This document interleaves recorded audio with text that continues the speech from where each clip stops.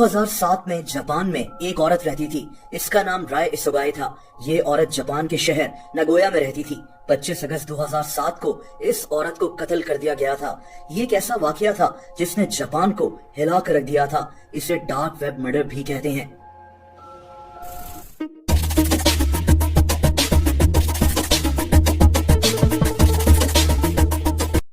दोस्तों, राय की उम्र 31 साल थी। ये एक जगह जॉब करती थी और अपना घर खरीदने के लिए पैसे जमा कर रही थी। ये घर खरीदकर अपनी वालदा को तोहफे में देना चाहती थी।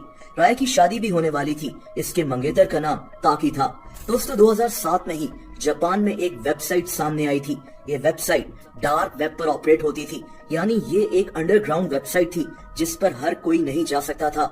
इसका नाम डार्क एम्प्लॉयमेंट सिक्योरिटी ऑफिस था। इस वेबसाइट पर मुजरिम जमा होते थे और कोई जुर्म करने की प्लानिंग करते थे। डार्क वेब पर यही सब कुछ होता है। 17 अगस्त 2007 को इस वेबसाइट पर 3 लोग मिले।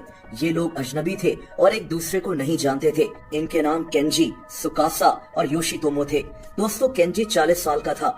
ये बेरोजगार था और एक छोटी सी वैन में अपनी जिंदगी गुजार रहा था। सुकासा 36 साल का था और ये एक अखबार में क्लर्क की नौकरी करता था। योशितोमो की उम्र 32 साल थी और ये आदमी शदीद कर्जे में डूबा हुआ था। इन तीनों के हालात अच्छे नहीं थे, लेकिन इसका ये मतलब नहीं होता कि इंसान किसी और की जिंदगी तबाह कर दे। दोस्तों, ये तीनों इस वेबसाइट पर मिले और इन्होंने प्लानिंग करना शुरू कर दी कि कैसे लोगों को गन पॉइंट पर लूटा जाए। दोस्तों, जापान का क्राइम रेट बहुत कम है। यहाँ इतने जुर्म नहीं होते, लेकिन ये तीनों डार्क वेब पर एक इंतहाई अफसोसनाक जुर्म की प्लानिंग करने जा रहे थे। इसी वेबसाइट के जरिए ये तीनों जापान के शहर नगोया के एक पार्किंग लॉट में मिले। दोस्तों, इन्होंने प्लानिंग की कि किसी लड़की को अगवा किया जाए और इससे पैसे लूटे जाएं, और बस ये लोग केंजी की वैन में इस शहर में घूमना शुरू हो गए। ये शाम के 7 बजे का वक्त था। दोस्तों, दूसरी तरफ राय वो बदकिस्मत लड़की थी जो इन 3 हैवानों का शिकार बनने जा रही थी। 25 अगस्त की रात को 10 बजे राय ऑफिस से घर की तरफ पैदल जा रही थी। ये औरत ऑफिस से काफी लेट फारिग हुई थी। रात का वक्त हो चुका था और हर तरफ शदीद अंधेरा था। राय अपने घर से सिर्फ 300 फीट दूर थी कि अचानक इसके साथ एक वैन आकर रुकी। इस वैन में वही तीनों लोग मौजूद थे। इन्होंने राय पर अटैक कर दिया और इसको वैन में जबरदस्ती बिठा दिया। दोस्तों, इन्होंने इसको हथकड़ी पहना दी और छुरी से डराना शुरू हो गए। इन्होंने राय से पैसों और एटीएम कार्ड का मुतालबा किया। ये लोग वैन एक बहुत सुनसान जगह पर ले गए थे। पहले तो राय ने पैसे देने से इनकार कर दिया, लेकिन ये लोग इसको मारना शुरू हो गए और राय को अपना एटीएम पिन नंबर इनको बताना पड़ा। दोस्तों, इस दौरान राय ने यहाँ से भागने की कोशिश भी की, लेकिन ये नाकाम हो गई। इसने अपने मोबाइल से अपने मंगेतर को भी कॉल की, लेकिन इसके मंगेतर ने कॉल नहीं उठाई। ये इस औरत के बचने का आखिरी चांस था। अचानक सुकासा ने राय के सर पर एक बैग रख दिया और ये इसके सर पर मारना शुरू हो गया।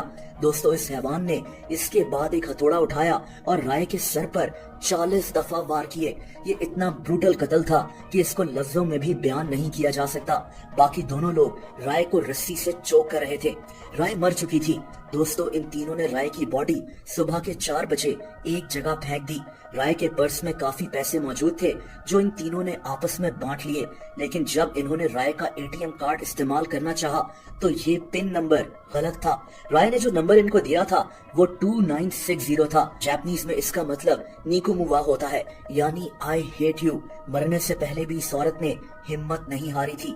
इसने इनको गलत पिन नंबर बताया था। बहरहाल ये तीनों वहाँ से अलहदा हो गए, लेकिन केंजी बहुत डरा हुआ था। इसको डर था कि कहीं ये पकड़ा ना जाए और इसको फांसी की सजा न हो जाए। एक अकेली औरत को कत्ल करके अब ये हैवान खुद डरा हुआ था। इसने अगले दिन ही पुलिस को कॉल कर दी और अपना गुनाह कबूल कर लिया। ये इस कत्ल का गवाह बनना चाहता था। पुलिस ने केंजी की इंफॉर्मेशन पर बाकी दोनों लोगों को भी गिरफ्तार कर लिया था और राय की बॉडी को भी ढूंढ लिया था। दोस्तों, जापान के कानून के मुताबिक एक कत्ल पर अक्सर फांसी की सजा नहीं दी जाती, बल्कि ऐसे लोगों को उम्र कैद सुना दी जाती है। लेकिन राय का कत्ल इतना भयानक था कि पूरे जापान में इसको लेकर गुस्सा भरा हुआ था। लोग शॉक थे। राय की मां ने एक कैंपेन शुरू की कि इन मुजरिमों को फांसी दी जाए। 3 लाख लोगों ने इस पिटीशन पर साइन भी किए थे।